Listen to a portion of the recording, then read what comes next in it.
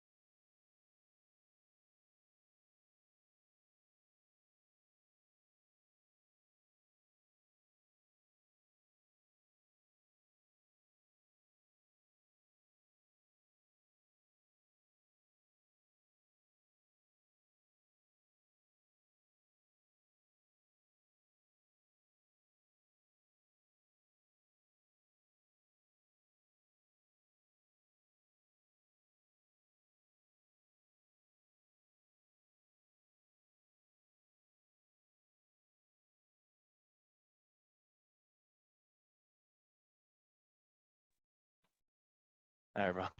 Yeah, see ya.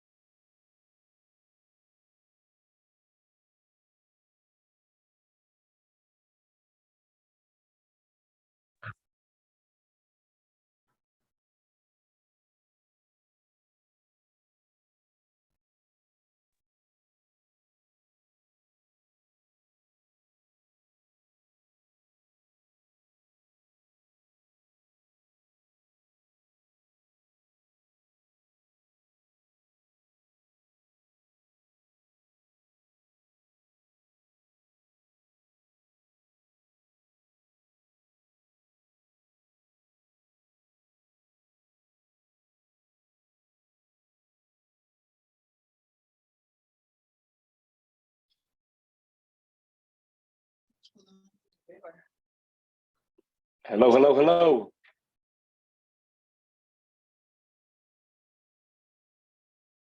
Can you guys hear me? I can. Yeah. Okay, cool, cool, cool. How are you guys doing? Good, Omar. How are you? I'm good, I'm good. I think we're waiting for the man himself, huh? Carlos? Man, the legend, huh? The man, the myth, the legend. There it is. What you guys going on? You guys doing some deals right now? I wish I could say yeah, but no, not yet. What you guys working on? What you guys working on? You guys gotta be doing something, right? Myself, really. some of these things kind of keeping me from my progress, you know? I guess that's what I can say. That's right, that's right. Bang, bang. She shot me down. Bang, bang. What up? What up? What up?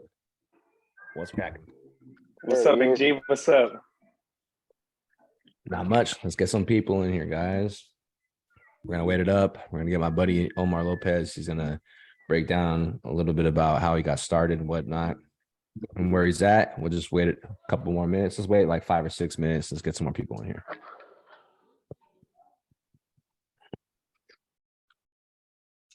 What's up, Justin? How you doing? Enrique, Will, my man, Lewis, what's up? And new faces in here. What's up, Kerry? What's up, Carlos? What's good, Hello. Carlos? What's up, champs? How's everybody? I think we're good. We're here. We're good. That's Gucci, man. We're here. Exactly. Yeah. Dustin, the true unapologetic man himself.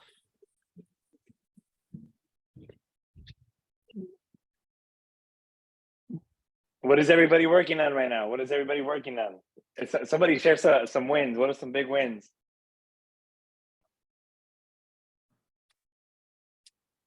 Somebody share I got one. win. I got one. This is Carrie. Hey guys, I'm new. Hey, what's up, Carrie?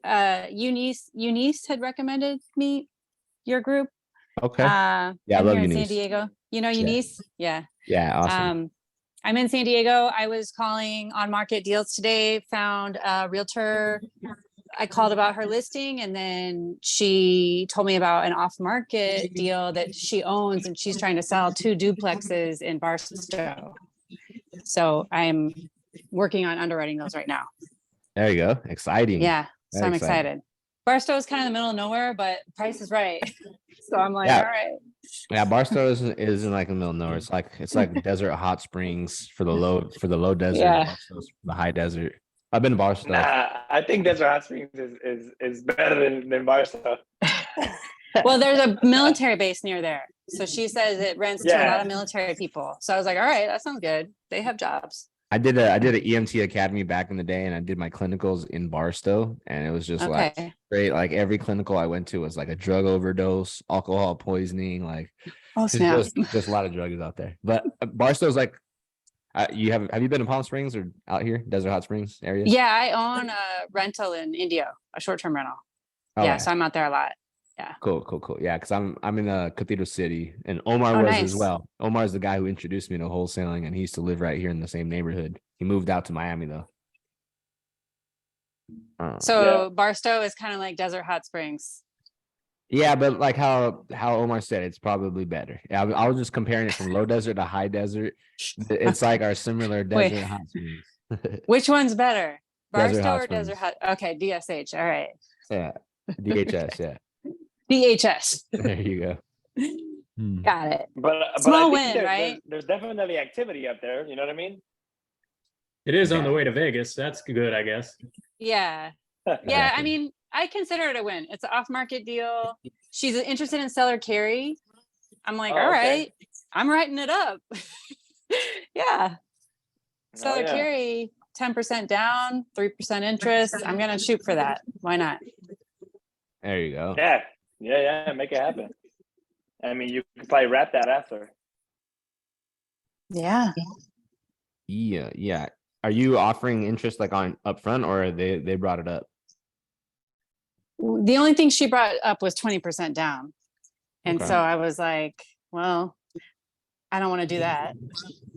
So I was like, well, if I do less down and I offer her interest, she's probably more likely to take it. I mean, she's obviously an investor and a realtor, you know what I mean? So I have to make it pretty attractive. Yeah, I got you. Do you need any help? But Let I me don't know. Yeah. I mean, yeah, maybe I should try 0% at first. Yeah, for sure. So you don't bring up interest, right? So what happens is in Okay. conversations, hey, 20%. I mean, is that something you need, or is it, for security? Do you need 20%? Right? You ask those questions like that, try to Yeah. figure out if they really need it, or it's because, hey, I just want to see your skin in the game, blah, blah, blah. Right. What if you default? Right? These are all questions you can overcome. But in a scenario, hey, I really need 20%. 20% might kill your deal because there's other additional fees that go into it. Things like that. Right. And they're an investor, right? So investors are always going to try to make an investment, right? They're always trying to get an Yeah. investment. So it just depends. It's not like they're not out there and not open to working with other investors and giving us wiggle room. It just depends on, how you negotiate with them. Okay. Yes. And the thing about interest too that I learned from some of my mentors when they say, "Oh yeah, well, how much interest are you going to pay?" The one thing that I always say is, "Oh, I'm very interested." I knew he was gonna bring this up. And they say, "No. How much interest are you going to pay?" No, I'm telling you, like I'm interested. You know. I'm paying Okay. I'm paying as much interest as to just paying attention to you. Yeah, I got you. And then they say, no. What kind of an interest rate? Oh, an interest rate. I thought you were asking me if I had interest in the property. And I'm telling you, I'm very interested, right? So that's kind of a joke, but I use it all the time. You watch, you're gonna catch yourself using it. So and Okay. then after I kind of tell them, that was kind of a joke. Did you like that? And then I've had a couple people that are like, yeah, I actually kind of did like that. But if they don't talk about interest, you never talk about interest. All right. Don't mention interest. All right. Yeah. And Another you might way end up getting yourself. another way you can overcome the interest or even like not pay any interest is just offer them a little bit more money and give them a reason why. Like, hey, listen, paying interest, it's gonna eat away from what I'm trying to do here and how I make my money. I'm not opposed to paying interest, but here's the thing: if you're trying to charge 3 or 4%, I'd rather you finance that amount. What do you mean, Carlos? I'd rather me just tag that onto the purchase price. You already want 290, I'll give you 300, 305, right? Another 15 grand. Because here's the thing: what if I go ahead and I end up selling this thing in a year and a half? You don't make any interest at all. You make a little bit, right? Well, if I decide I want to leave, I want to sell this in 2 years, you're going to get 305, which is 15 grand more than if I would have only paid you 18 months worth of interest on top of those principal payments. You would have made a few $100, right? And there's ways that you can overcome that. Hey, I won't pay any interest, but I'll pay you more, because when you throw that into an AM calculator, right? And you throw 4% on a $150,000 purchase price, and she gives you 7 years, you find out that it's more than 15 grand. You might as well go in there and offer a little bit more money, right? You'll get that. Eventually you'll get it. Like, okay, hey, instead of paying you interest, let me pay you a little bit more money than we were talking with no interest. And here's why. Because if I decide I want to sell this in 18 months, you're not really going to get the interest that you're looking for. No benefit. But if I sell it in 18 months, I'm going to give you the amount that I'm giving you, which is over what we discussed, right? But in reality, you're going to hold that shit as long as possible. So then there's no interest in the payments. Guaranteed interest. Yeah, there you go. Right. I get it. But then, well, my ideal, I would wholesale this deal. Even better. So then I'll have an even more attractive. house. Yeah. So even if you're gonna wholesale it, you still want to negotiate the terms as sexy as possible. Like negotiate them. I think you kind of cutting out right there. You still there? Carrie, you there? Spazzing out. Carrie, you good? I have a whole bunch of spazzes in my life, so it's all good. Even though it's like overpriced. We didn't hear you, Carrie. You were like spazzing out. I'm here. Yeah, there you are. Okay, keep going. I hear you. Okay. Yeah, let's do this. Let's we'll Omar. go right into it, right? Yeah, go ahead. All right, cool. So all right, everybody. Let's do this real quick, Omar. So we're gonna have give me an introduction. Yeah, cool. So what's up, guys? Thank you guys for coming here. Today's our first like educational Zoom that we're hosting on Friday. So we're gonna wait for people to come in. It's a much smaller crowd today, but it'll trickle in. This guy right here, his name's Omar Lopez. He's one of my personal buddies, one of my personal friends. He used to live out here where I lived, and he's actually the one who introduced me to the subject or the field of real estate, that category. I wasn't really into it. I was a salesman. I am a salesman. I'm a negotiator. I'm a business guy. That's kind of like where I am at. Omar has known me. We met each other at a free seminar, a Damon John seminar. The guy from FUBU, Shark Tank, that guy. We were at a free fucking seminar. And I remember this first seminar I went to. I remember walking into the seminar, never being in this type of environment, and I started thinking, as a positive thinker at this time, started to believe in myself. I felt almost belittled and ashamed walking into the seminar with a whole bunch of people who I thought were wealthy and dressed up nicer. So I almost felt a little bit belittled. Now I don't feel like that when I go in, but when I go in this seminar, I'm sitting down, I'm listening to this free spill before they get to the end where they say, hey, come to the back and actually pay for the shit, right? Well, I ended up going to the restroom, and Omar and I guess like ran into each other in the restroom, and we just introduced ourselves, right? And from there, we just became like accountability partners. We're just like, hey, throughout the rest of that day, we talked, we chatted, we kind of like hit it off. We were both like coming out of our shitty background of what we used to do. And we both, I guess, became positive thinkers and optimistic and changed his mindset. So him and I, we became accountability partners. Before I got into real estate, he was in real estate, I was in business. We became accountability partners. We started like a book club. We would check on each other.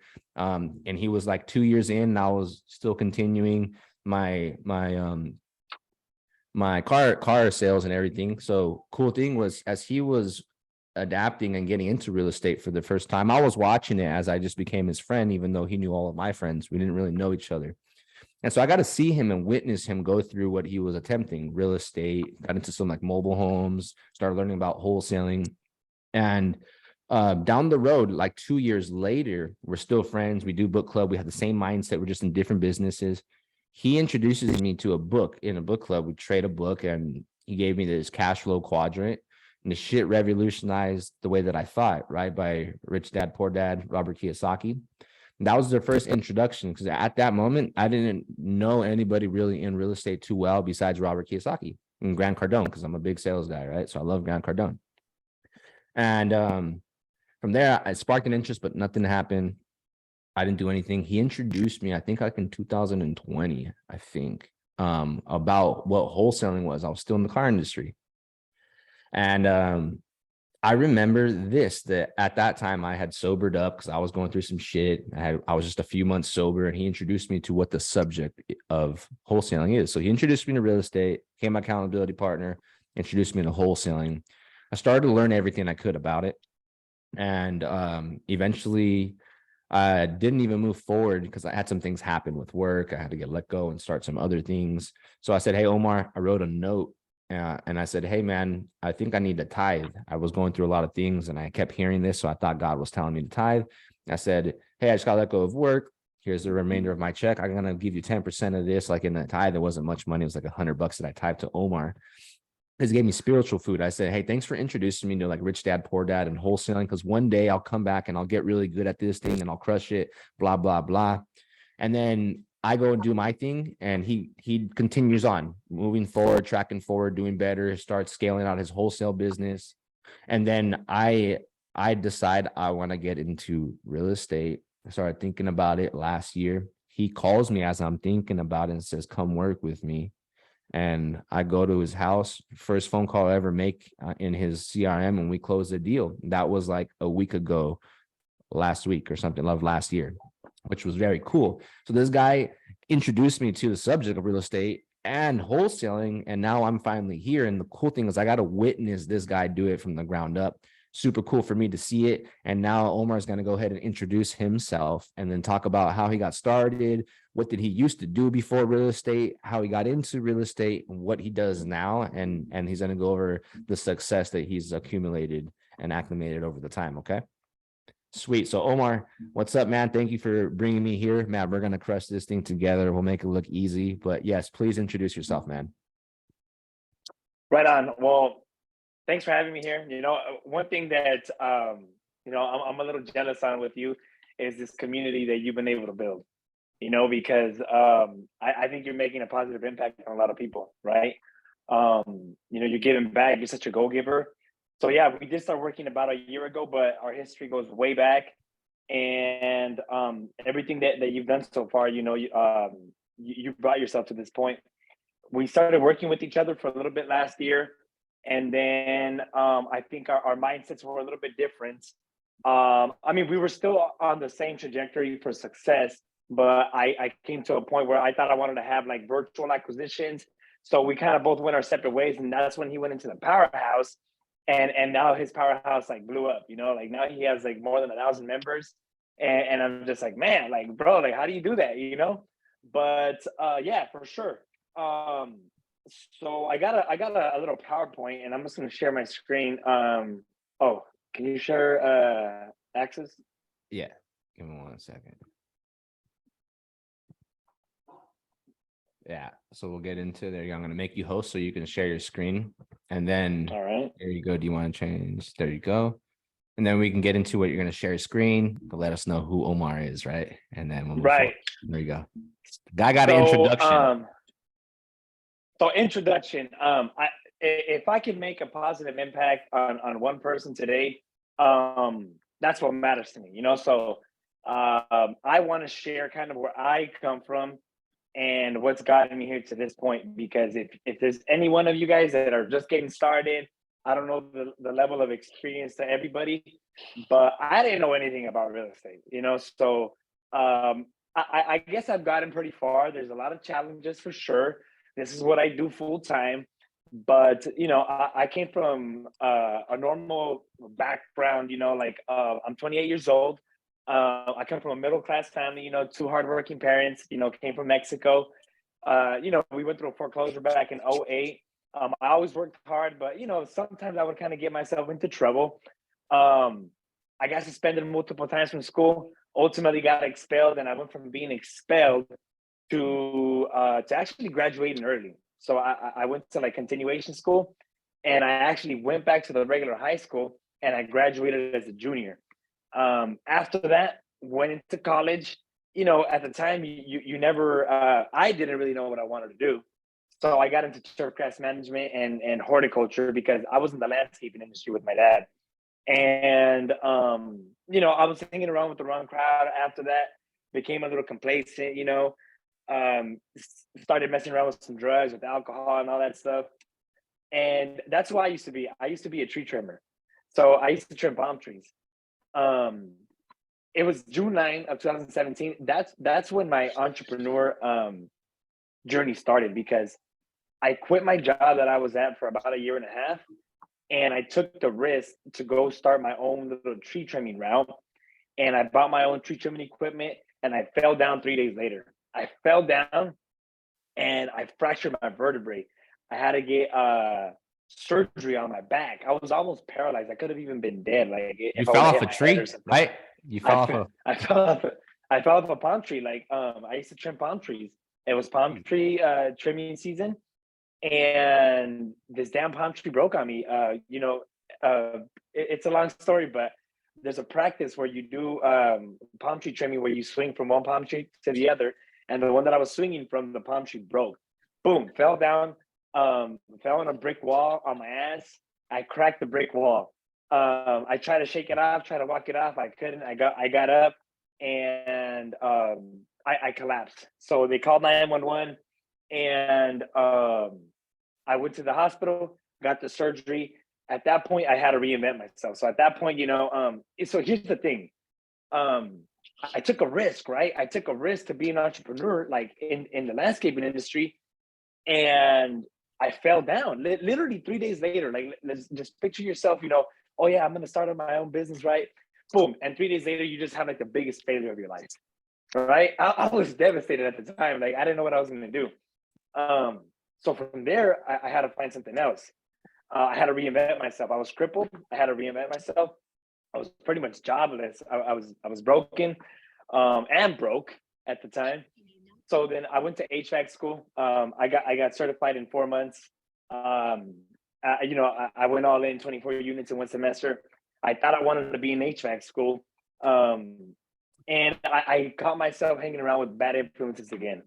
Because at the time when I fell down from the palm tree, I remember I was trying to get away from these bad influences, and I kind of came back, and I felt like I hit a rock bottom. There was this one time that I went out and stayed up all night drinking with my buddies, and you know, I felt like my family wasn't really proud of like what I was doing and everything, and so I had a turning point where I realized that I wanted something bigger, and so I started going on YouTube. Boom, boom, boom, boom, boom.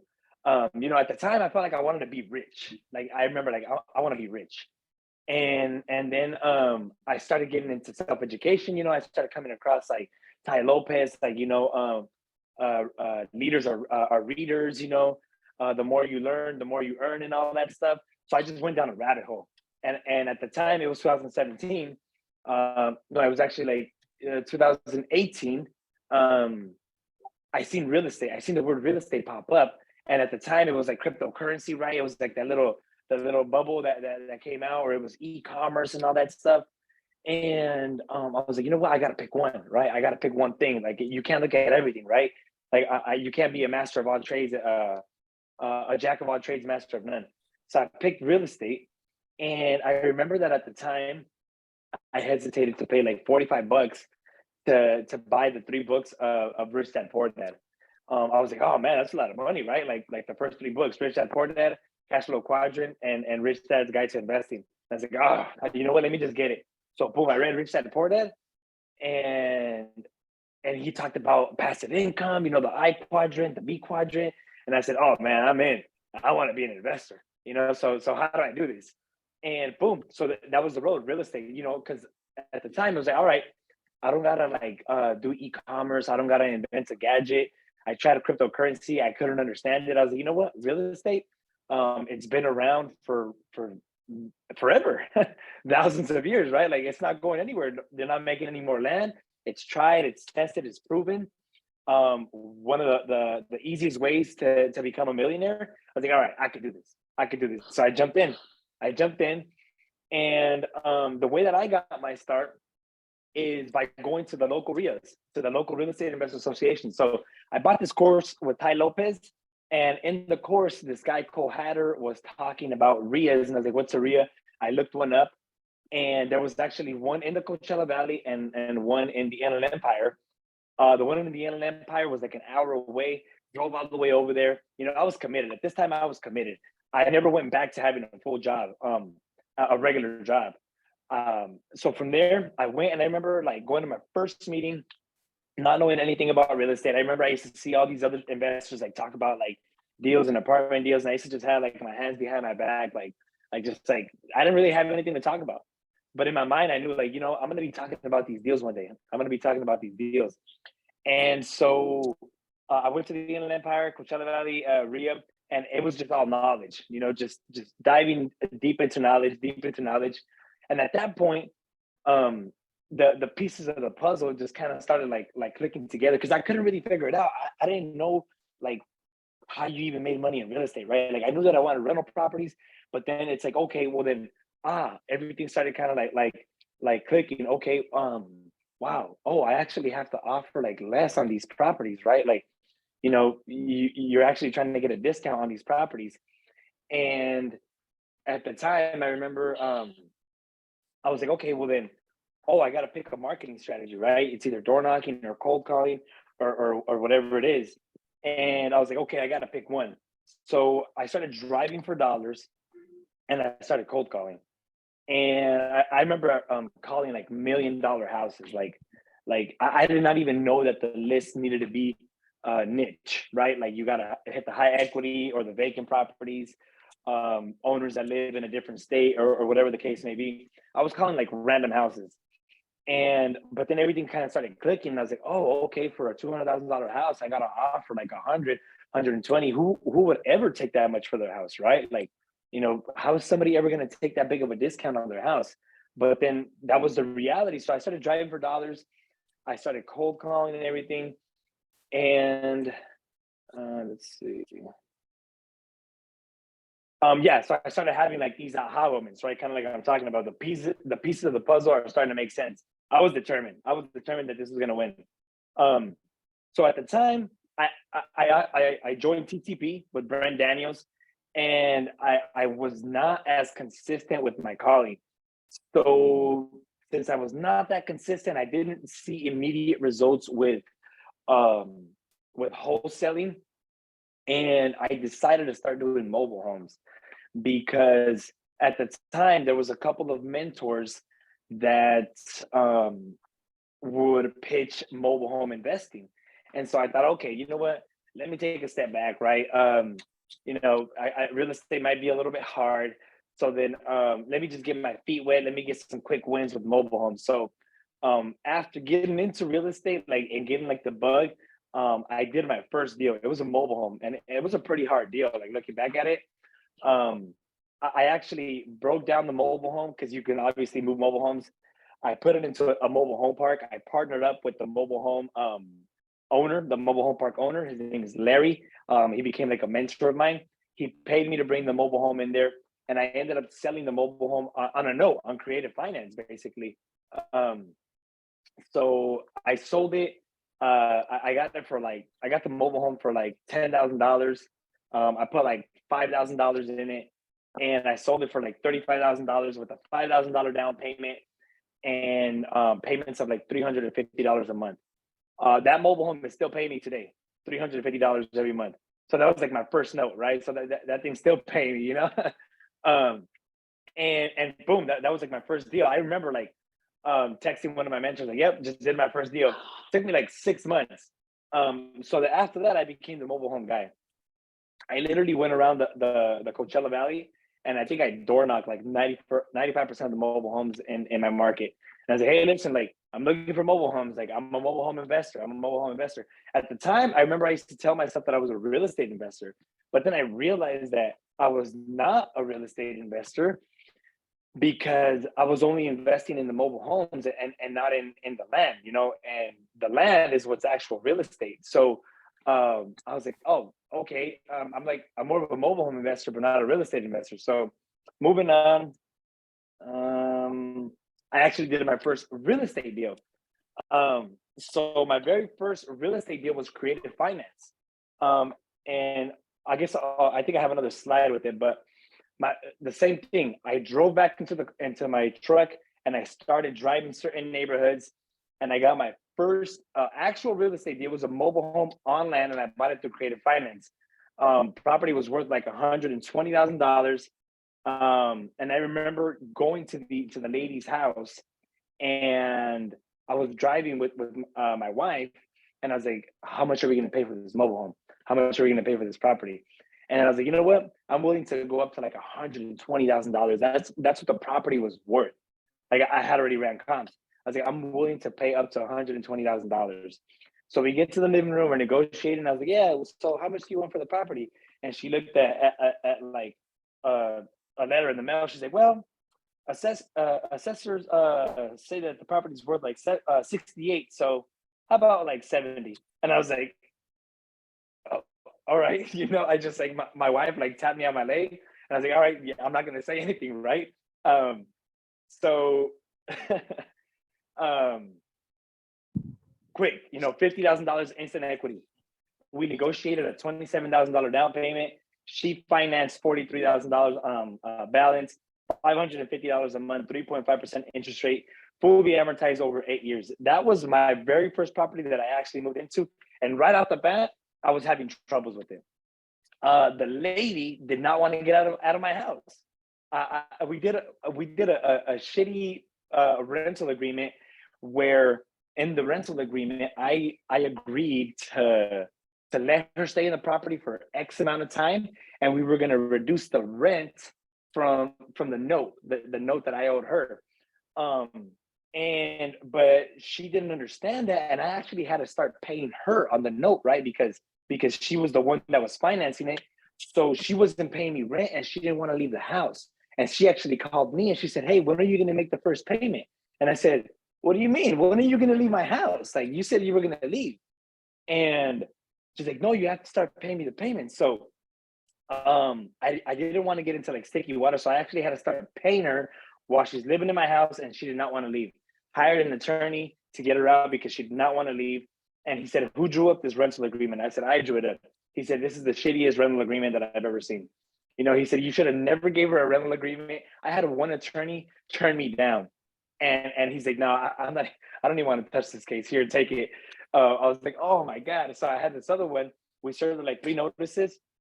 She ended up selling the note because she was holding on to this note.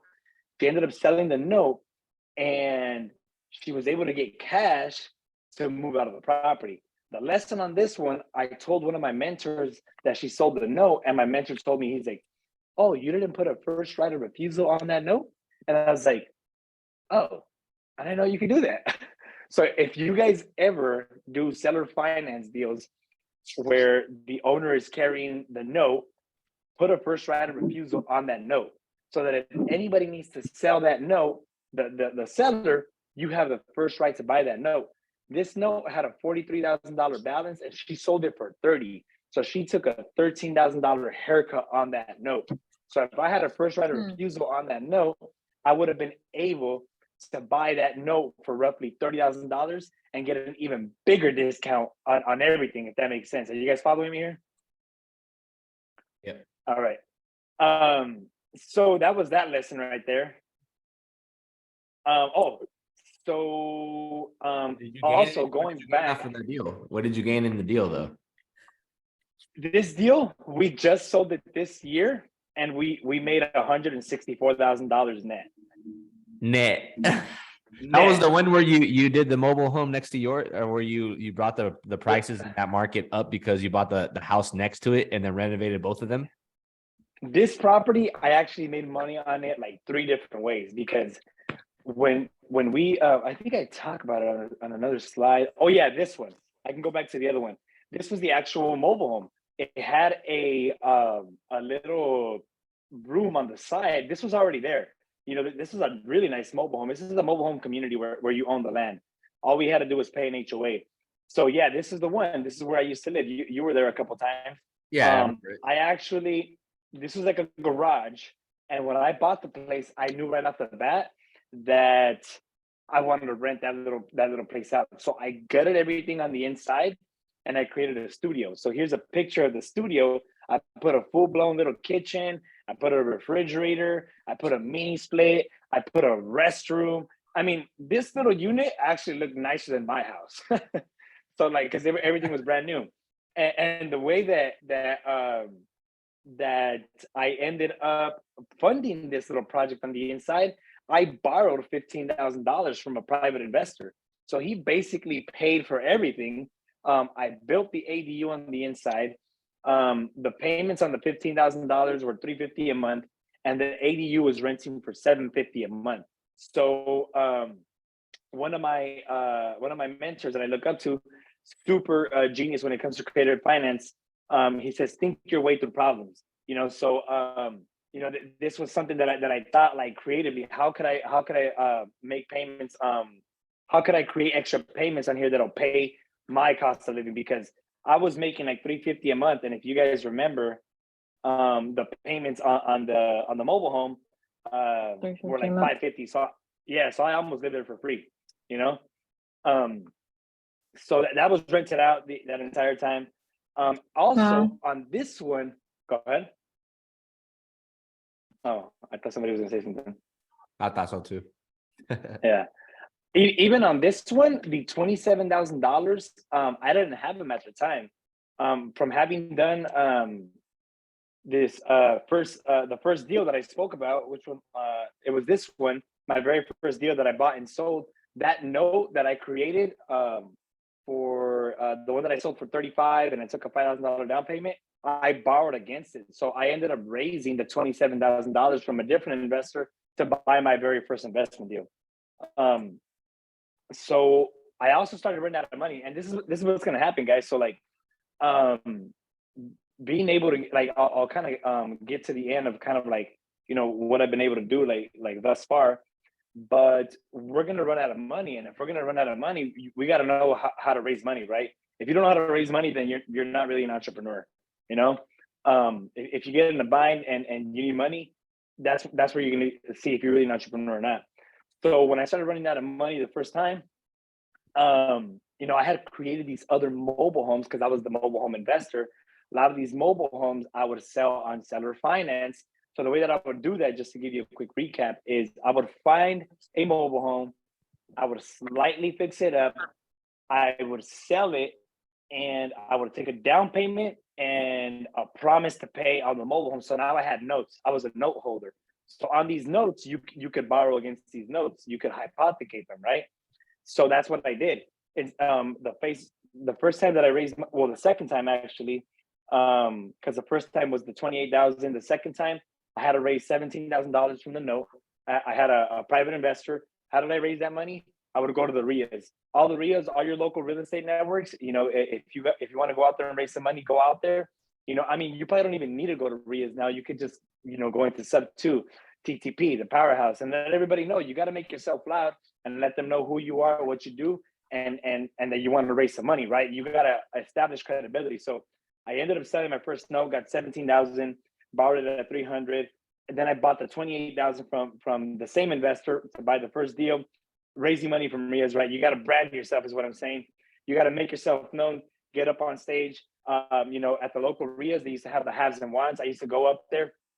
I didn't really have much to offer. I just said, hey, listen, guys, my name is Omar. You know, I'm an upcoming investor in the Coachella Valley. You know, I don't really need money now, but I might need it later. If anybody out there is looking for somebody to borrow their money, I'm your guy. You know, and I think a bunch of people kind of blew me off in the beginning. They're just kind of I don't know. I mean, who's this young guy, right? He's just getting started. Because I mean, you know, the reality, guys, is that, you know, a lot of these people used to go to these real estate meetings and they go for like a couple times and they probably don't come back, right? I mean, a bunch of people, I know that you guys have probably seen that. You know, you go to other networking events or whatever, somebody gets the bug, somebody gets the fire, and they go, then you never see them come back, right? They hear about real estate, whatever it is. Now, I know you guys are different, obviously, because you guys are right here, but that's how I think people perceive me, right? But you got to make yourself known that that's not who you are. I brought my dad on board a little bit later. What we did is we actually did a cash out refi on his house. So my dad is like a conventional thinker, right? He's just like, nah, pay off your house. And if you guys know anything, you got to use leverage, right? So I ended up convincing my dad to do a cash out refinance on his own personal property. Yeah. And he took $50,000 out. And my dad was like, you know what? I don't know. Like, you go ahead and do whatever you want. You know, like he just started seeing the man that I was becoming, the investor that I was becoming, and he just started buying into my ideas. He's got, all right, do whatever you want. So we ended up pulling out $50,000. We put 2 down payments on 2 properties in Birmingham, Alabama. So we leveraged them. I think we bought those properties for like right around like, I don't know, I think it was like $100,000 each. Now both properties, they have a value of like 140, 180. So I think we got like almost like $100,000 in equity in there, and we have positive cash flow, you know, from $50,000. So like now my dad kind of sees it. In the beginning, he wasn't into that idea. I mean, what kind of a conventional thinker would want to pull cash out of their property, right? Like not my dad, because he doesn't understand leverage. They don't understand leverage. We got to leverage ourselves into real estate, guys. Like leverage is the most powerful thing in real estate. You know, it's the debt that you can secure against the property. So now we have a bank account with where the rents go into these properties. That bank account has like, I don't know, has like $6,000 or $7,000. That's all the cash flow that's been accumulating over the past like almost like 3 years on these properties. And so now my dad understands what kind of value, how much equity these property have, and he sees like the $6,000-$7,000 that are in the bank. So now my dad kind of sees the trade-off, right? Like my dad's like a broke thinker, right? So, you know, for my dad, for him to save like $6,000-$7,000, like it's a mission, right? It's a mission. So now that he sees that he has like $6-7 grand in that bank account, like he's like, oh, okay, so that's what the $50,000 did, right? We just did another cash out refi on this property again, and we pulled out another $50,000. We already did a refi twice, and we have that money just sitting in the bank. We don't really know what we want to do with it. So like we have like $52,000 just sitting in the bank from those 2 properties. And while we had already done it before, and we have like 2, so I told my dad, I was like, listen, now we have 3 properties instead of 1 property. You have like $6,000 or $7,000 in savings from the cash flow. You have an extra $100,000 in equity, and you have like $50,000 like sitting on the side. So now he sees the value, right? He's like, okay, like, all right, like you won, you know? So we brought my dad on board. I kind of already talked about this. So who wants to get paid to buy rental properties, right? That's exactly what we would do. One of my buddies and mentor, Aaron Mazzarillo, I don't know if you guys probably know Aaron Mazzarillo. If you guys are from Southern California, you guys probably know who he is. He's a pretty successful investor. And I put myself in a position to be in front of him. Long story, he ended up letting me borrow some money from his IRA. And this was, so we're gonna come back full circle into this one. This was another one of my first real estate properties that I bought. I got it for $35,000. You guys might think that's pretty cheap. It's a mobile home with land. I did very well in this community called Tribe Palms, where they're mobile homes and you own land, right? I'm the mobile home guy, but now I'm buying real estate with the land. I put $10,000 as a down payment on this property. Got it with seller finance also. I'm getting pretty good at negotiating seller finance. $315 a month, 5% interest, fully amortized. The rents were only $700 a month. I borrowed $20,000 to buy this property, and the down payment was only $10,000, right? So what happens to the extra money? You get a refund from escrow, right? So that gave me the down payment for the purchase of the home plus a refund. And at the time, I had put another property under contract. This other property that I put under contract was a couple blocks down, and I got that one for $1,000 down. I overpaid for the property. The cash value on that property was only $90,000 at the time. $90,000. This is San Miguelito. It has 2 units. I paid $125, so I paid like $35,000 extra. If you guys are in here in the powerhouse, you guys know Subto, you guys know TTP, you guys know Creative, right? All right, you want your price? Well, then you got to give me my terms, right? I gave the guy his price, but guess what? I got this property for $1,000 down. Where do you buy where do you buy an investment property for $1,000 down? Like, that's leverage to the max, right? So the refund check from the first property rolled it into this one, and I still had a refund check of $2,600 left over. I bought 2 properties with $20,000, right? This one, I actually had to drop some money into it. I ended up dropping like $15,000, $16,000 to repair it. But here were the terms. There was a balance of $124. I paid this guy $550 a month. We have a 4% interest rate.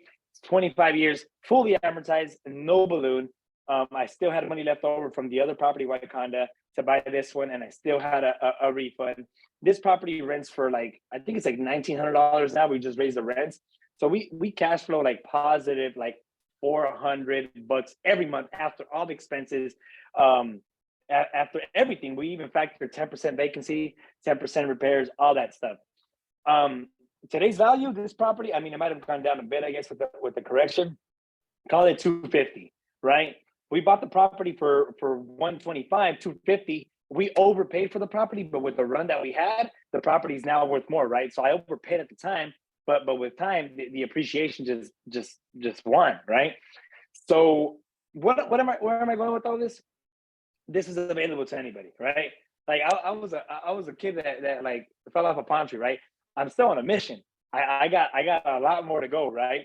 I mean, we'll get into a little bit more of what we're doing now, but I'm just trying to give you guys a story, right? My origin story. If anybody is really getting started, like if you just put in the grit and the time and the effort, like this stuff will happen for you. Like I didn't know anything, and I still got a lot to learn.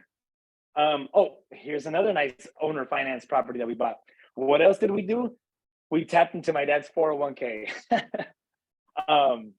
So again, I had to sell my dad on the idea. We took out like $40,000, I think, from his 401k. We took it out in 2020. We did not pay the penalty because it was during COVID and they were having that relief during COVID, but we did pay the taxes on it. We paid the taxes, but not the penalty. So we only paid taxes on the 40K, so it wasn't a lot. This property, how do we get it? Driving for dollars. This guy had a for sale by owner sign. My wife was driving with me. I said, call that sign. I said, you want to get into real estate? Call that sign. She's like, what do I say? Ask him what does he want for the property? Ask him how much is he selling it for, whatever. She's like all nervous. Oh, hey, Mr. Seller, how much do you want for the property? She had the voicemail. The guy called me back a couple of days later. He's like, oh yeah, you guys called me on that property? I was like, oh yeah, I think I remember that property. Started talking. I said, oh, okay, well, will you consider payments on that property? Oh yeah, I think I would. All right, let me go view the property. I went over there. At the time, it was worth like $250. Cash price was like $150. He was not a cash price guy. He's like, no. I was like, will you take payments? He's like, yeah, sure. All right, boom. By this time I'm already getting good at creative finance, right? I created a finance calculator. I'll kind of show you guys what we're trying to use.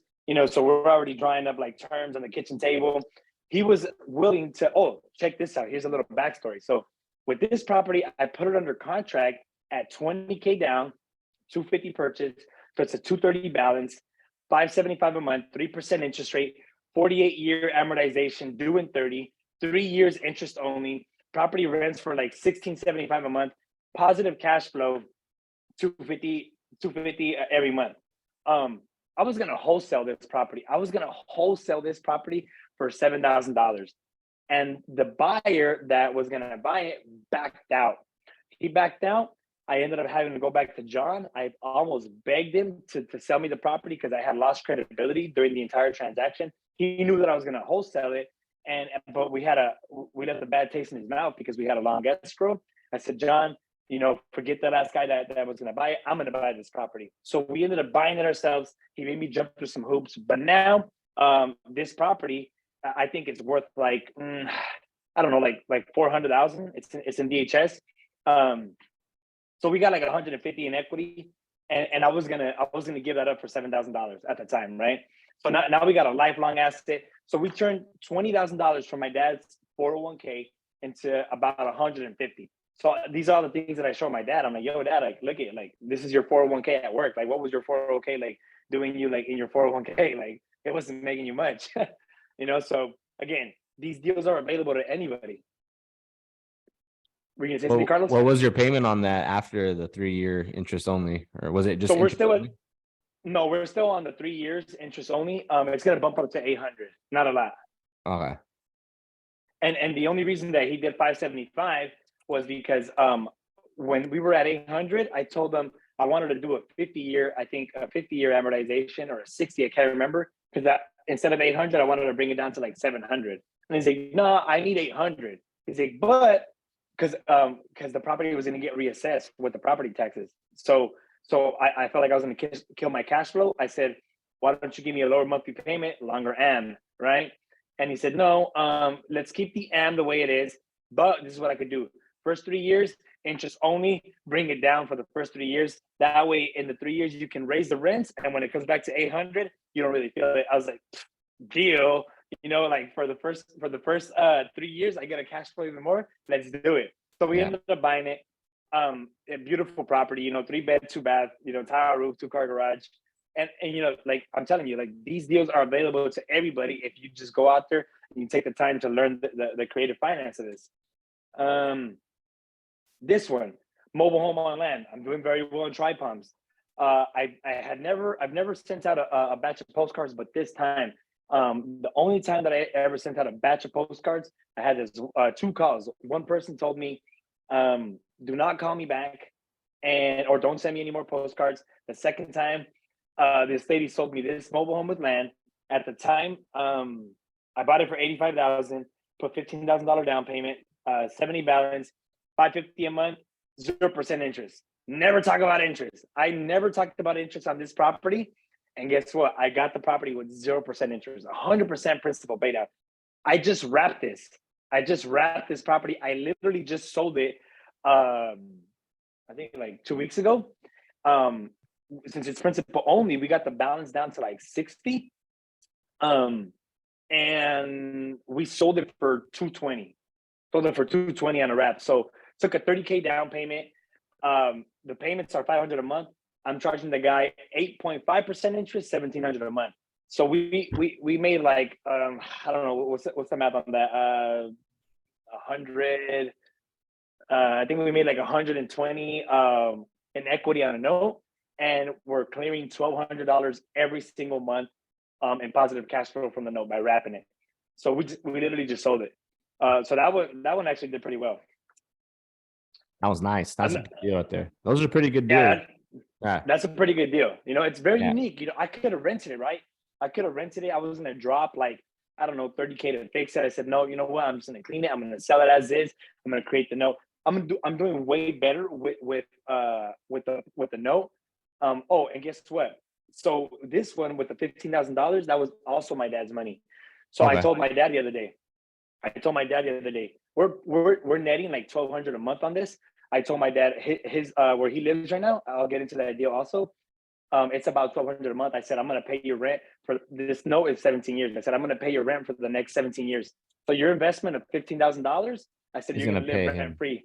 You're Sick. going to live rent free for the next 17 years. And he was like, oh man. I was like, what do you like that? He's like, yeah, $15,000, live rent free for 17 years.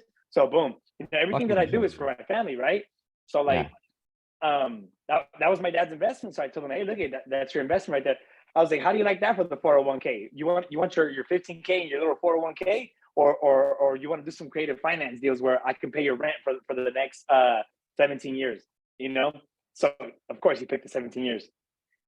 Another one, 10k down, That was me. 85 purchase, 10k down, 75 balance, 375 a month. This one's positive cash flow, like 430 a month. This one's probably worth like 185 right now, you know, so $10,000 down payment. It's like 100k. How much money did you put into this deal? Like all together, closing one? costs and everything else. So it was 10k down. I would say like maybe like probably like another 9k for closing costs, and so like paint it and like just kind of get it like rent ready and stuff like that. It wasn't that bad, you know. Okay. That's good. I was just trying to see in my head the cash on cash return. Like, okay, what's all your fees included? Because the other deal looked good too. You're making 500 plus and you only put 15 grand in there, and then you put some money. You're probably getting 20-30+% cash on those things with that low amount going in. This one we put the 15 down, and then when I sold it, I ended up putting like another 15 in repairs. So in reality, we didn't really make a lot of money on the down payment. We got 30k down payment. We kind of just got our money back, but we're still gonna positive cash flow the 1,200 every month for like the next 17 years, you know. Right. And like, I mean, it's just a note, you know, like we don't have to maintain the property. Right.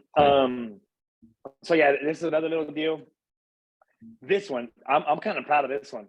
On the next block, you know, driving for dollars, I called this gal, and she's like, yeah, I do want to sell my property. How did you know? It's fire damage. I was like, oh, it's fire damage. I want to go see the property. Poor girl, her boyfriend tried lighting it on fire, tried burning it down. And I approached her. It was in 2020. I was like, how much do you have on your loan balance? It was like 100k. At the time, since it was fire damage, I mean, this is not the picture. I just pulled the picture online. It was worth like $50,000. So she was underwater. So, you know, I was like, you know what? She's like, I got an insurance loan on it. I mean, I got an insurance claim on it. So I'm going to get like $80,000 to fix it up. I said, oh, okay, great. You know what? That's probably your best option. So she ended up not doing anything for about a year. For about a year, she never did anything. She did not go into foreclosure only because it was during COVID. And I kept bugging her every single month. I'm like, yo, Alexis, like, what's up with your property? I'm like, you're not doing anything? She's like, no, I'm not doing anything. You know, single mom working like 16-hour days, literally, you know, like she's like a deer stuck in headlights. So she ended up having like $80,000 from the insurance claim. She grabbed like 30. She did a cleanup in the property. She had like 50k left in insurance. This should be like 50, I think. And so finally, after like a year later, I brought her to my house. I said, listen, you need to do something with this property. If not, you're gonna lose and your credit's gonna get damaged. I finally snapped some sense into her. I ended up speaking with the banks. I did a low modification for her. I did everything for her. I took her out of foreclosure. We did a loan mod. We remodified it at a 2.75% interest rate, 40-year note. The insurance money that she had stuck in the insurance claim, we took it out and we put her all into the property, and she gave me the property for free. She basically just gave me the property for free. I said, you know what you're going to get out of it? I said, you're going to sleep comfortable at night. I said, this property keeps you up at night. You know that. I said, I'm going to be responsible for everything, and your credit's going to get saved. And she went with it.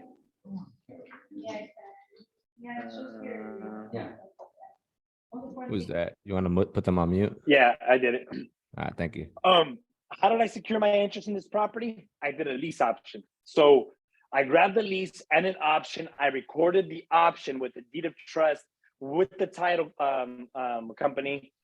She signed over a grand deed to me, but I did not deed the property over to us because we were going through the modification. I just did all this so that I could secure my interest in the property, because I did not want to do all this legwork. And when we fixed up the property, she was going to come back and say, oh, you know what, Omar?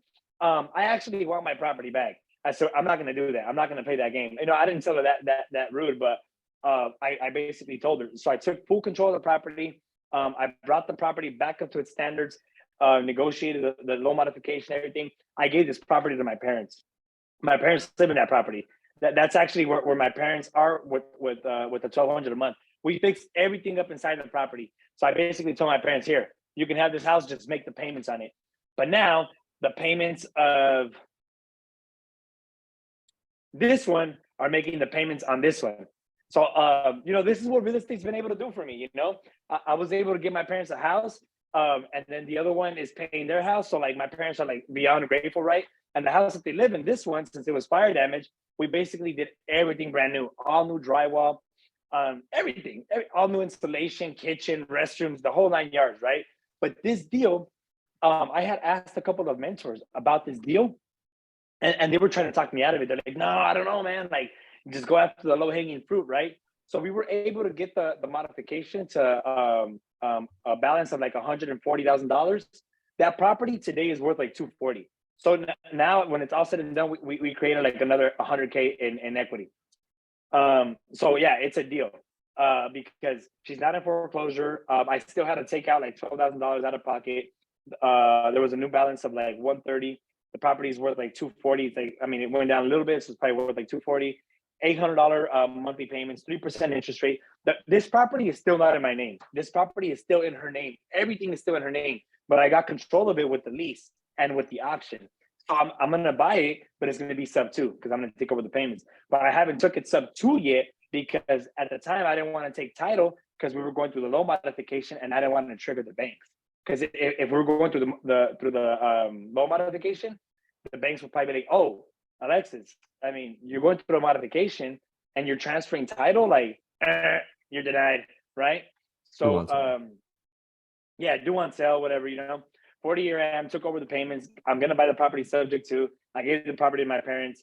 The previous owner, she sleeps at night, you know. Now she's like grateful. She's like, man, you took that weight off my chest. Like, she said, thank you, Omar. She's a sweetheart.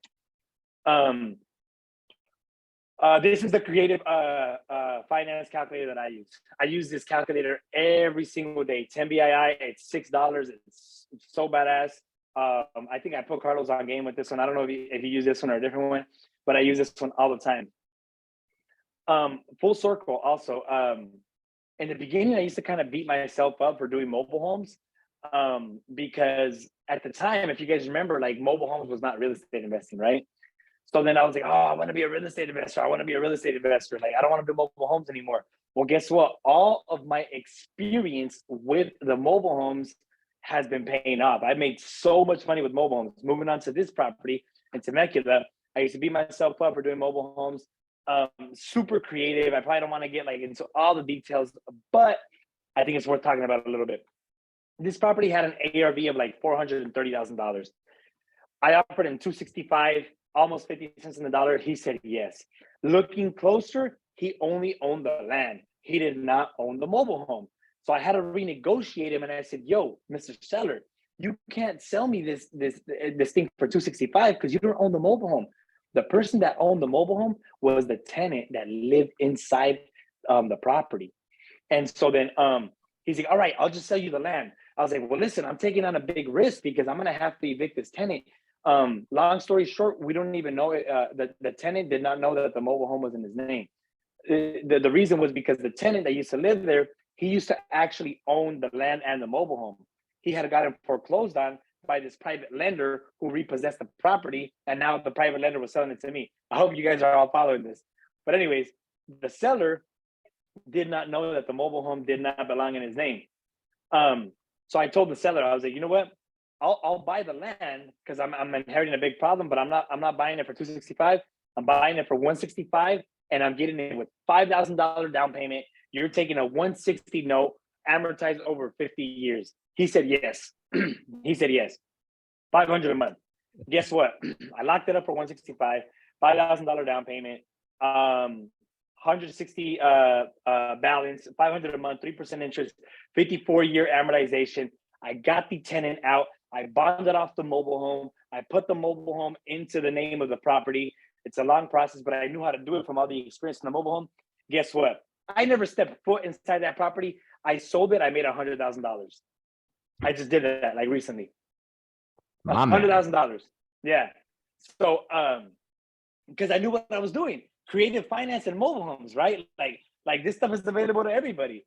I'm gonna have to 'cause I get you ended on up a buying separate it. Zoom for creative finance with mobile homes. Yeah, bro. Like I'll do it, bro. Like let's do it again. You know. Yeah. I think that would actually be a good idea. No, I'm being serious. Like I'm just bringing it up, like for sure, because I do mobile homes too. No. But I know that you do a lot of them from that guy Larry, which I hit him up, I think, to go meet him at that REI or whatever, that RIA. Right. Or whatever. Right. Yeah, Yeah, yeah. because I had got the land for 165. I knew how to get the mobile home into my name. I had to go through a bonding process. It's a little process, and I ended up selling it for 265. The land and the mobile home. This is in Temecula, California. For those of you that are from Southern California, Temecula, 100K profits on mobile homes with land. Who would have thought? Moving on. Learn how to raise private money. Robert Kiyosaki said, "You're not an entrepreneur if you don't know how to raise private money." Brand yourself, catch attention, right? Let them know who you are, what you do. Got to raise other people's money. I would not have been able to do this if I did not know how to raise private money. Like I told you guys, I probably raised like I don't know, like close to $2 million in private money, probably more than that. Continuing to get paid to buy properties. I bought this property for $60,000. Borrowed 75 against it. Got a check for $15,000. Properties rented for $1350. Payments are $625. Property's probably worth like $175. So got some equity in there. This other one also with private money, raising private money. Bought it for 65. Borrowed 75 against it, so I had a $10,000 check at the close of escrow. 10% interest only. Had a little bit of extra money for the repairs. I had bought this property originally for my parents, and then when I seen the other one, I gave them the other one, and we're just renting this one out. I raised the private money from a family friend. I never thought that I was going to be able to raise money from this guy. We know him from like a long time ago, and I kind of told him of the deals that I was doing. He's like, "Oh, come over to my house one time. Let's drink a couple beers." Went over there. When I was first getting started, I was like, "Hey, anybody who wants to like lend like private money for like some of my real estate deals?" He's like, "Oh, maybe I will." I was like, "Oh, shit, like let's work." Now he's like let me up to like I think like I don't know like close to like $1 million. Like this guy's just a family friend. So guys, where do you find investors? Ask your family friends. Like ask your local people, somebody that you think that has money. Let them know who you are. Brand yourself. Show them that you're actually doing deals and all that stuff. Make yourself trustworthy, and people will lend you money. This guy had a bunch of money, and I pay him interest every month. A portfolio update. This slide is a little bit old. So portfolio update. I actually have this other slide over here. I got this spreadsheet where I keep track of all of our properties and everything. And our portfolio right now has a gross value of like 2.2. Gross debt is like 1.1. So our portfolio only has like a net worth of like $1 million. We gross like $170,000 in rents every month. After expenses and debt service, we have like a net positive cash flow of like $3,700 every month. Like just cash flow, like after all expenses and everything. So it's a little spreadsheet that I use. I update it like almost like, I don't know, once a quarter. If you guys could see, like this from December 2021, March of last year, May, November, December, January. If you guys remember that one first rental property on Waikanda that I bought for $35,000, I ended up selling it. We just made like $84,000 this year, just sold it this year. And then just rinse and repeat, right? I mean, right now I'm not doing a lot of flipping because of the correction in the market. But yeah, just keep finding other properties and just keep doing it. These are some of the flips that we've done. Flora, cactus, Eagle Canyon, Kauai, Stanton. You know, so these are like, you know, I got paid to buy this property, made like $72,000 on this one. Just some examples. I was able to come out on the TTP podcast. Like, if you guys haven't heard that podcast, I know that Carlos is on there like every week. I mean, I got started with TTP, right? So we ended up kind of touching bases. Invited me to this podcast. You guys can go listen to it. I got a little bit of my story. Last year we did, no, not like this last year, 2021, we did like $650,000. You know, so now we're doing virtual wholesaling.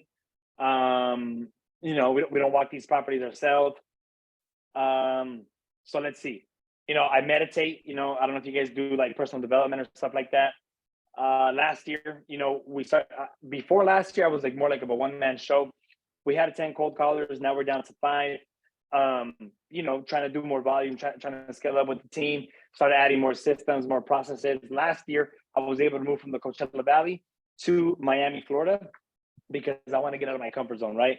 I'm a big believer in getting out of your comfort zone. So I wanted to travel across the country, just really put my back to the wall, right? Like, you know, just kind of set up shop somewhere different. My wife was able to quit her job, come work with me. Virtual wholesaling. This is a deal where, no, I thought you were involved in this one, but no, I guess not. You know, we started doing this last year. Made $30,000 on this one, guys. If you don't really do a lot of virtual wholesaling, it's a real thing, right? You don't have to walk these properties. You know, you can make it happen all through the phone. You just got to be confident on the phone. Got to know exactly what you're doing. This is the one that you and I did, Carlos. We made like $33,000 together. And oh no, we made walking that property. Yeah, we made $52,000 on this one. We paid you and Cameron like $19,000. I can't remember exactly how much you made on this one. I mean, you went like out and 10, you I think I walked almost this made one. like 11 grand on that portion of I it. think you made like 11. Yeah. Cameron made like 9. You know, That was my second deal with Omar, which was like, I was like, I don't know, like a little over a week in with him. My second deal with him, and I was like, all right, cool. Let me just try this out for myself, I guess. Yeah. Carlos's first deal, he was able to rip. I think what would you make, like $15,000? No. I don't remember. No, I made a little bit less on that one. I made like 9 grand my portion of it, which is a little bit less. But it was his first call. It was his first call, first day. I was like, hey, Carlos, come help me with that position. He's like, all right, for sure. Boom, boom, boom. It's a Monday. Fired up. Boom, boom, boom. First call. Hey, what's up, Mr. Seller? You want to sell? Yeah, I do want to sell. Okay, great. We'll go to your property tomorrow. We're in his property tomorrow. Got the contract signed. I was like, holy shit, bro. I was like, you know, like your first call, first close, like, damn, incredible. Yeah, that was awesome. So, you know, now I'm kind of highlighting what we're doing, like a little bit more virtual wholesaling. You know, this from San Bernardino, we made like $35,000 assignment fee. Never walked the property. We sent photographers to go out there and take pictures, promote it to the cash buyers. Mobile homes on land. This deal was a mobile home with the land. I almost ditched it because it looked like a beater. Look at it. This is a beater, right? I underwrote it a little bit further because I knew mobile homes. And I checked it out, and the land itself had an ARV of like 220, 230, just the land. We got it locked up for 105, you know? So we ended up assigning it for 69. We made $64,000 on this one, you know? So that was a pretty good rip right there. Yeah, solid. We got rid of all the squatters, all the tenants. I never once walked this property, never. I was able to get the phone number of one tenant from the seller, and there were squatters, there were tweakers that lived right here. I made sure that I spoke with every damn tenant squatter that lived there. I was like, hey, listen, I'm the new owner of this property, even though I didn't even own it. I was like, I'm the new owner of this property. You guys got to get out. I'll give you guys some cash for keys, because I'll be kind, and if not, I'm gonna have to kick you guys out. Oh man, these people started started moving and shaking. I gave everybody I don't know, I think like $1,000. So it was like 4 people. I ended up spending like $4,000. So we probably only made like 60K on this. But everything was done virtually, all through the phone, just taking control of the conversation, negotiated cash for keys, never walked the property. condo in Anaheim, never walked the property. Last year, $41,000. Now, I mean, let's kind of back up, right? Because I mean, I'm kind of showing what we did in the past, and of course, these numbers are a little bit tougher now, right? Because of the correction in the market. You kind of got to pivot. Kind of show you guys what we're aiming to doing now. For virtual wholesaling, know your market, know your after repair value. Focus on the motivation, price, and timeline. Run your numbers through your calculator. Having confidence on the phone. That's what really gets the deal done when it's virtual wholesaling. So right now, it's me, my wife. I got a disposition manager. His name is Stefan. We got a little office right here in Miami. Sergio is junior acquisitions. Kareem is junior acquisitions. Mohammed is a VA. He takes care of our data. Making sure just making sure the KPIs are good and all that. We got Christine helps us on this position with cold calling, and we got Eunice who put this entire presentation together. She's That's like, sick, bro. I was like, he didn't do this. Somebody did this for him. Well, I had already done one and I lost it, and I was like, hey, like make me another one. So That's this is some of the stuff that we use. Just like every day in the office. Believe, take action, fail, repeat, don't stop. So yeah, I mean, like right now we're pivoting. So this is the end of the presentation. Right now we're pivoting into innovations. I just had Rich Wonders over here, bro. Did you see that? I saw that. I saw that. Yeah, I just seen him on because I have the mentorship, the innovation mentorship. And I just seen him and I was like, is that motherfucker the guy that I was just watching on the mentorship? And he's over at Omar's. Yeah, bro. We just hired him.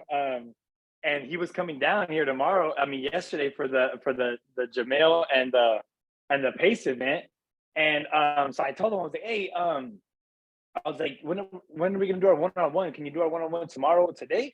And he's like, oh, I'm coming down to the Jamil and Pace event today. He's like, I can stop by your office today. I was like, oh, game, bro, come on through. So I had Rich Wonders right here in the office, like 2-hour like novation training, because we're like pivoting to novation. So yeah, that was pretty cool, it's huge. Yeah, we started integrating it more too, just because the reality of everything is everybody out there who was not paying attention to novations, I guarantee you're losing a lot of opportunity out there. And so you have to be open to what it is. We'll dive deeper later on. I'll get into it more, but novation, you have to be open to it because you're missing a lot of deals out there. Yeah, so we're reinventing our not reinventing, we're redoing our process to have novations in there, because you got to pivot. I think I'm a little late to the train. We actually have 3 novations that we're working on right now, but I felt like there was like a gray area that I did not really understand, and that's why I said, you know what, Rich, I need to learn from you. And it was just like, it was meant to be. I was like borderline, should I get the novation from Rich or not? And good thing I pulled the trigger, because it just so happened that he was in town and he came through to our office. So I was also able to give him a ride from the Pace event in Miami to Fort Lauderdale. And so I got like a whole nother training right there for like another like 35 minutes. Like, we're still going to work with him, but yeah, it was pretty cool. He was like, oh, I see what you did there. He's like, you gave me a free ride so that you can get some more training, huh? And I was like, nah, not at all. But anyways, live life with intention. Absolutely go kill it. Waste no damn time. Guys, I don't waste time, guys. I move with urgency. I'm always moving with urgency. I don't got time to chill. I don't check I have all my notifications off on social media. Like, literally, I see people's like Facebook, Instagram, Messenger, all that stuff, like bing, bing, bing, bing, right? Like I have all that stuff off. I've been having it off for like the past couple of years. I try not to check my phone like for the first hour when I wake up. Some people have the bad habit of grabbing their phone and just start like scrolling through it, especially not social media. I think I bumped into social media earlier just because I was kind of like trying to see what our agenda was for today, like for you. Otherwise, I'll go like an entire day without checking social media. I post content. You guys can follow me on @the Omar Lopez. But just kind of going back to this, you got to personally develop yourself. We're only going to be capped at the level of our personal development. exercise morning routines. Life is easier with routines. Exercise, read, meditate, visualize, set your goals, review your goals, repeat your goals every day, learn how to raise money, brand yourself, use social media as a tool, avoid phones in the morning. Damn, I didn't even know that I was even going to talk about all this, and it was just like already in there. And track your KPIs, guys. We're tracking our KPIs. I'm kind of excited to share, like, we have like a little tracker that we're using and everything. Everything is KPIs. So the faster you can start doing that stuff, tracking all your KPIs. If you guys want a copy of this sheet for wholesaling, I shared it the other day with a different group. I'd be happy to share it with you guys. I wish I had it sooner when I was starting off in wholesaling. So that's my rant. Hope you guys learned at least one thing. Fire. It's so cool for me to be able to experience that. And then I think I see Johan Aguirre in here, and he also lived in the same neighborhood we live. He got to experience it and see it. So it's super cool just to be able to see you go from just watching you starting off when I wasn't in it, and then see you scale, then telling you, hey, cool, I'll work with you, but hey, not this year. I'll get back with you sometime, close my first deal on the first call. Then just from that moment from where you are today, just 1 year, literally ago, like a week ago, you fucking like scaled the fuck up, like times 10 or whatever. Like, what did you do this year? Like in wholesale assignment fees, like how many wholesale deals did you do? What did you bring in with wholesale fees, with when you're selling your properties, all that stuff? Like how much income, how much cash flow, how much assignment fees did you make this year? So 2022, we did $600,000 in assignment fees. Yeah. And we did like another like $500,000 in like flips. Yeah. So yeah, we did like a little over $1 million. I do gotta say though, like, watch your expenses, right? Because if you if you try to scale, like we were doing, you're scaling and all that stuff, you got to make sure you watch the back door, right?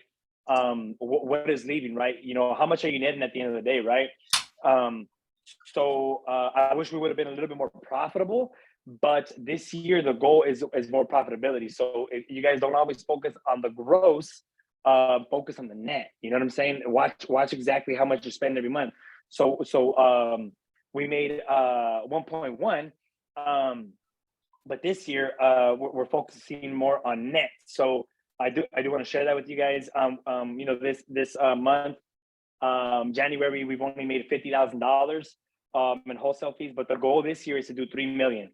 3 million with 35% profitability. So that's our goal. We have a small team, we have a small office, and I'm going to work with the existing team that I have. I'm not trying to hire anybody right now.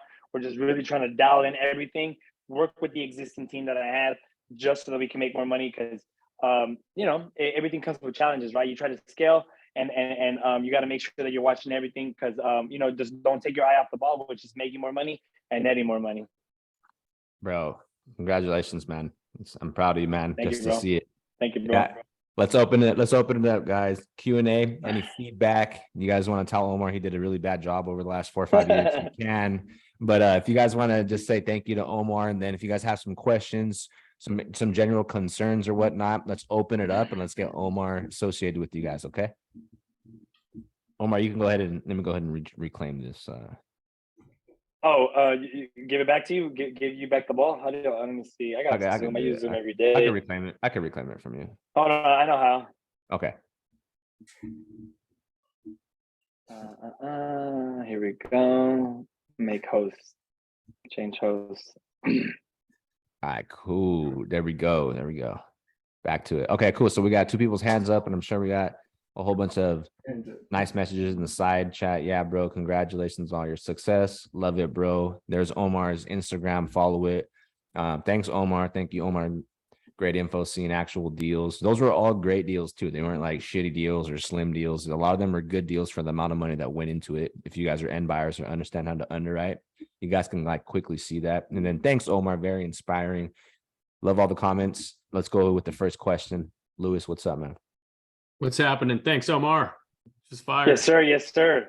Your dad's a rock star and all that too. That's sweet. Yeah. I mean, I do it for them, right? I came to Florida, and they were like kind of devastated that I had to leave, right?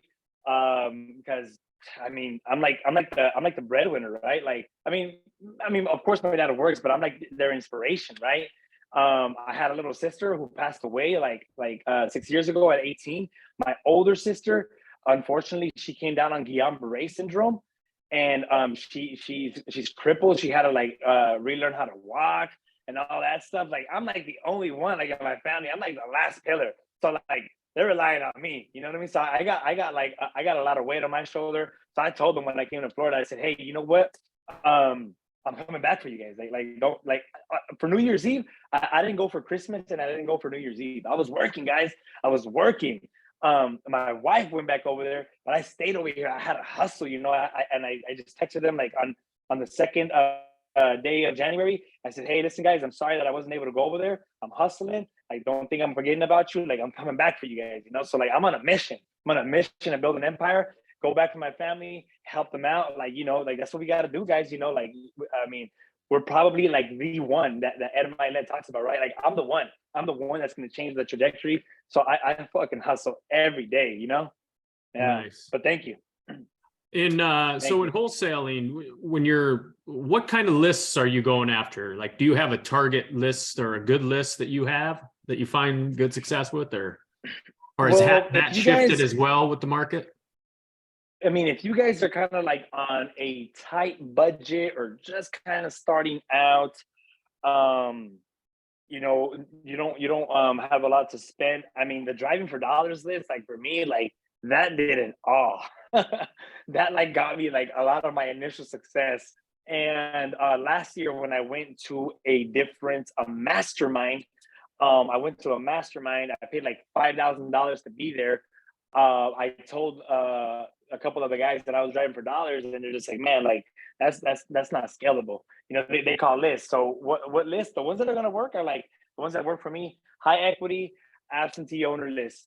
You know, maybe they've owned the property for more than 10 years. That one has like brought a bunch of success. You know, what I think I've been learning lately is you want to make sure that you have a sales process. You know, you got to make sure that you have a sales process and you have a good team following the sales process, because you know, we're all calling the same list, the high equity absentee owner list. But just having a good sales process, having good confidence on the phone, those are the lists that have worked forever, right? High equity, absentee owner, tired landlord, right? If you can add some list stacking in there, maybe like vacant, maybe like some pre-foreclosures, maybe like properties that have liens, you know, inherited properties that, you know, on batch you could do all that stuff. That's going to be a little bit more targeted right there, and those are going to work. Right on. Thank you. Of course. Good work. Good question. What's up, Jen? What's I happening? just put the spreadsheet too. I put the spreadsheet in there for you guys. It's a view only. That's the wholesaling spreadsheet that we use. And I got taught to use that spreadsheet by a man by the name of Kent Clothier. I don't know if you guys know Kent Clothier, but that guy is he's a boss. He made me go back into my CRM and put all of my KPIs in there. Yeah. I know who he is now. Go ahead, Jen. I'm Dustin sorry. loves that guy. Yeah. So I know who he is now, but yeah. Yeah. He's a boss. Yeah. Dustin knows him. Go ahead, Jen. Hi, Omar. Thanks for taking the time and giving so much value, a ton of knowledge. It's awesome. Carlos, always thank you for putting these things together. I love to jump in here when I can. But my question for Omar is, I have seen, there's some things that I can't get around, and maybe you can help explain it a little bit, how you possibly get around it. But going after mobile homes, a lot of them are in parks. Do you only go after homes that are with land or not in a park, or how do you do that? Because a lot of the mobile home parks, they want you to live in the home if you're the one buying it, whoever's buying it. Yeah, great question. So primarily, if we're looking at anything, it's something that has land. We don't really look at much in regular mobile home parks. That is how I got my start. So I do have a lot of experience that there's still opportunities in those. You know, you guys can focus on that particular niche. Like there's this one guy back over there in the Coachella Valley where I used to live, and that's all he does. Like he focuses on that niche. Now he's not real estate investing, he's mobile home investing, but he knows all of the mobile home parks in there. And all the mobile home parks have different rules. I know you said that you got to live in there. They all have different rules because every mobile home park owner can create their own rules, right? If you own the mobile home park, you can create whatever rules you want. So yeah, most of them might require you to live there. Me, like deal signs, like I'm not really trying to focus on the mobile home parks that you don't own the land, because I'm trying to think like bigger deals, right? I want real estate, I want land, I want stuff that appreciates in value, stuff that has more value. Right, because So the that parks is- don't really appreciate like that. No, they don't. It's cars, it's personal properties. Now you could still get like pretty good deals on them. Like I've gotten some of these like almost for free, like the ones in the mobile home parks, like, you know, because they're, I mean, if you become good at negotiating them, I've been able to get them for like $1,000, $2,000, $100, $200, like almost free, and then just put some money into them and then resell them. It's like you're flipping a car when it's in a regular mobile home park. Right. I don't look at them much now because, you know, I got a bigger target. I'd rather try to focus on making $20,000, $30,000, $40,000 on a deal than try to make like $5,000 or $10,000 in a deal, right? I feel like the juice is just not worth the squeeze on those for me anymore. Right. So when people say Yeah. they're selling mobile home or they're buying mobile homes, they're usually talking about mobile homes with land. Well, I think if somebody says that they're buying it, like, and they're experienced, then they might be doing it with the land. With the land is where you're going to have more value. Right. You know, that's not to say that like your local mobile home parks might not have good deals.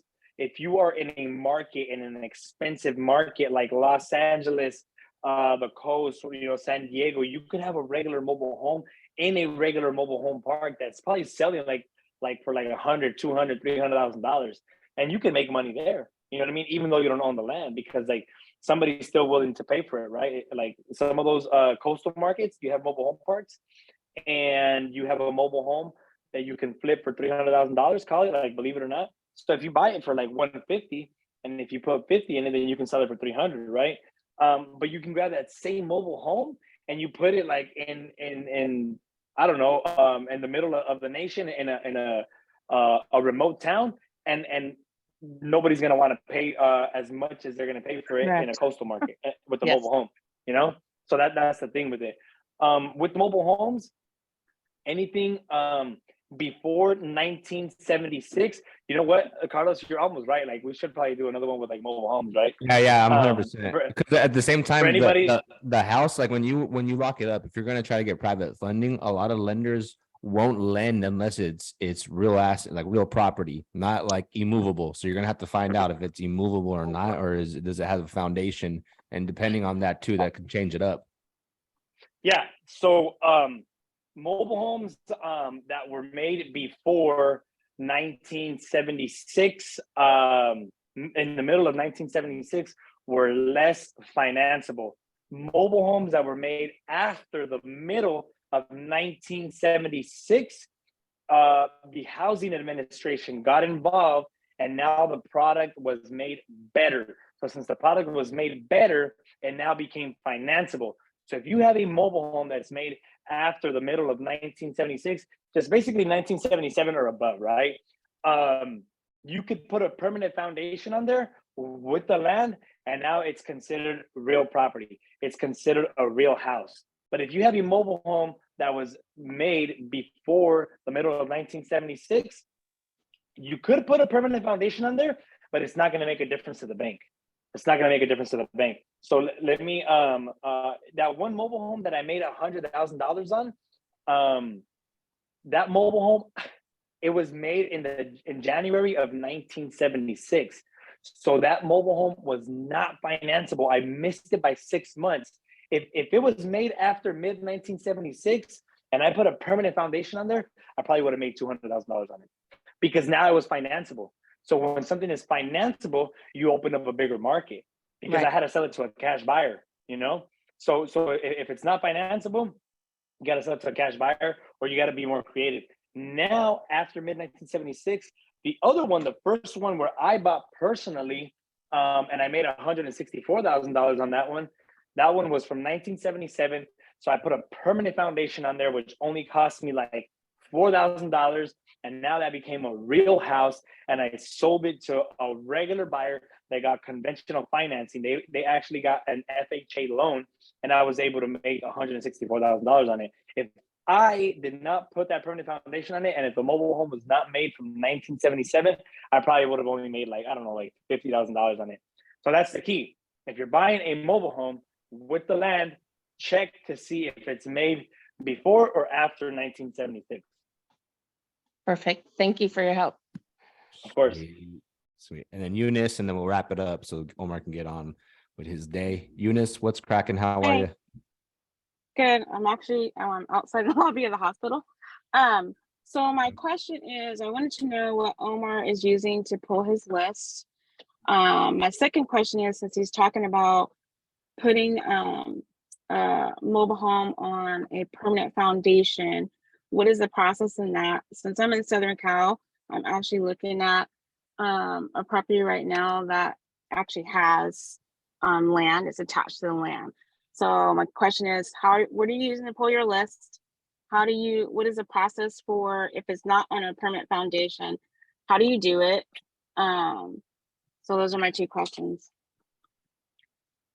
Yes. So for the longest time, I've always used Property Radar, propertyradar.com, to pull my list in California. Property Radar is just like PropStream. And that's the one that I use all the time, because that's just the one that I became used to. It was only in the West Coast before. Now they're nationwide.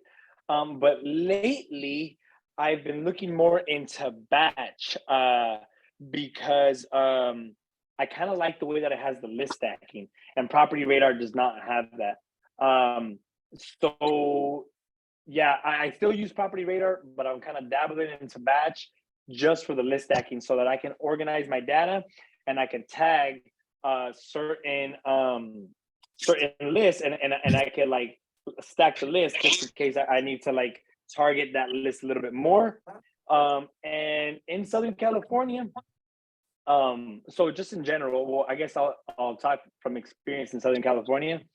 There are companies out there that will install permanent foundations for you.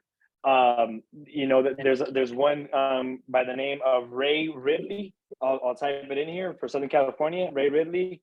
His number is 951-329-8858. And you contact that guy. I think he also has a website, Ridley Mobile Homes. Maybe I could find it right here, give it to you really fast. But he goes out there and he does everything for you.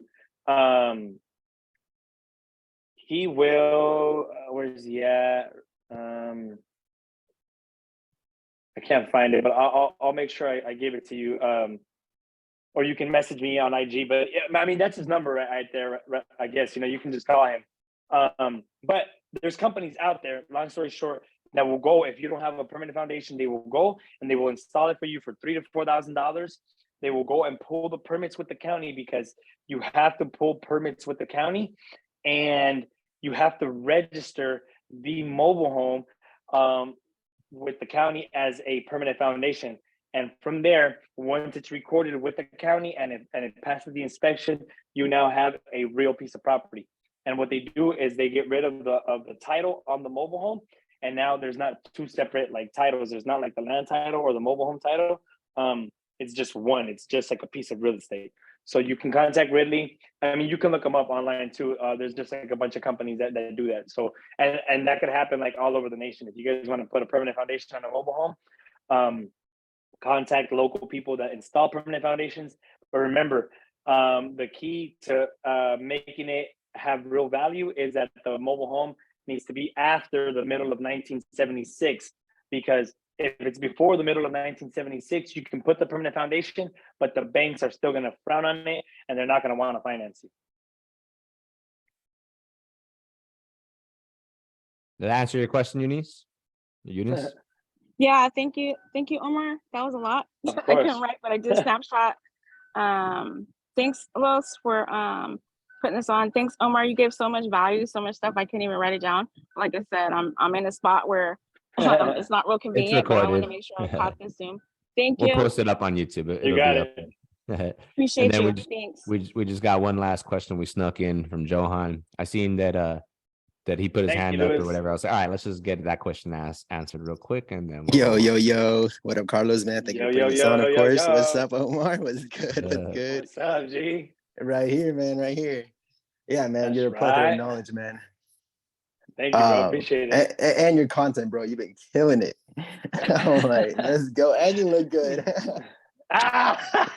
look It's just a tight shirt. It's just a tight You look shirt. good too, man. No, I had a question in regards to so basically, like at scale, since you're at a point in your business where you've scaled up so far, how are you differentiating like between like sending out a say, for example, like are you just basically calling on homeowners and getting properties under contract and then seeing what you can do with the contract based on your exit strategy? Yeah, it's kind of a tough question that is it kind of like is it a numbers game at this point, or are you being specific towards like what you're doing with what your approach on the acquisition side? So right now, we did have a small slowdown with us. I think it was like the market, maybe us entering new markets, and I think a combination of not having a dialed in sales process. That's why I kind of try to hammer that topic earlier. But really right now, we've only been focusing on wholesale. I'm not doing a lot of fix and flips. I just sold some of my last ones, but that's why I got Rich Wonders, because we're pivoting into the novations, right? Because I think a lot of these sellers are still drunk off of the punch. And so we're the ones that sobered up first. They're still drunk on it. So to answer your question, I'm not sure if I really am or not, but we're trying to underwrite everything as wholesale, and moving forward, we're going to do it as a novation. And if it works cash, it works cash, but we're going to start pitching novations on all of our deals. At the same time, since I do understand creative finance, I'm looking at everything creatively. Not really focused on flips at the time. Like if I was underwriting a deal to flip it, but it probably wouldn't hurt for me to start doing a couple of flips out here in South Florida, since I'm out here, if it really makes sense. So I'm not sure if that really answers your question. Yeah, no, it was a little bit of a tougher question, but yeah, that makes more than sense. That makes sense for sure. Thank you. Yeah, of course. There it is. Well, Omar, thank you so much for dropping these bombs, bro. We're definitely I'm gonna text you right now so we can schedule some time where we can do like a mobile home creative finance. There's a lot of good stuff in there. But thank you so much, man, for coming in and dropping this fire, dropping the gems, and just me getting to hear and see everything is really cool. Just reflecting and getting to watch you do it. Johan got to watch you do it. I seen Anthony snuck in here for a little bit, but he missed the most of it, so I'll send him the YouTube. But yeah, man, thank you so much for dropping the fire for us and everybody in the house. I think that this is our first Friday Zoom too, so it's Friday. It's a little busy. It's newer, so we didn't get as many people as we'd like to in here. But Omar, if people want to get a hold of you, best way is what? Instagram, social media, phone number. What's the best way? So if people want to reach out to you, do creative finance deals, mobile home deals, wholesale deals. I know that you have a big dispo out as well. So if you want to help anybody else in the powerhouse dispo some of their deals wherever you are, I know you have Investor Lift as well. So just let people know how they can get a hold of you. Yeah, we got Investor Live. I got a disposition manager. He's really good at what he does. I got some VAs that help him with doing everything. We're focusing primarily on Florida. So if you guys got deals out here in Florida and you guys need help with disposition, let us know and we'll JV with you on that. I put my IG handle right there. I post content out there constantly, so I think you guys will probably even get a little bit of value of just watching the content. But hit me up on IG, send me a DM, and we can connect. Thank you, my man. Appreciate it. All right. Everybody, you have a good night, guys. Much love. Thanks, Omar. Thank you, guys. Thanks, Carlos. Thank you. Absolutely.